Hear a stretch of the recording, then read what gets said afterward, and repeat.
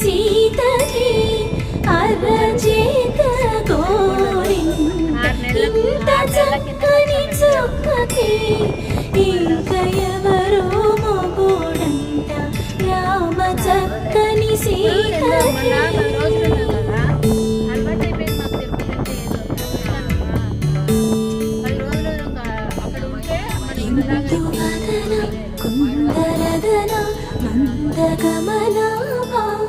చాలా బాగుంది, ప్రశాంతంగా చెట్లు ఎంత బాగుందో. మళ్ళీ ఇట్లా నడుస్తాము, తిరుపతిలో నడుస్తుంది ఒక భలే ఉంటుందండి అసలు. తిరుపతి అనేది తిరుపతిలో నడక శుభదముకు నడుస్తున్నాం మనం ఇప్పుడు. శుభదము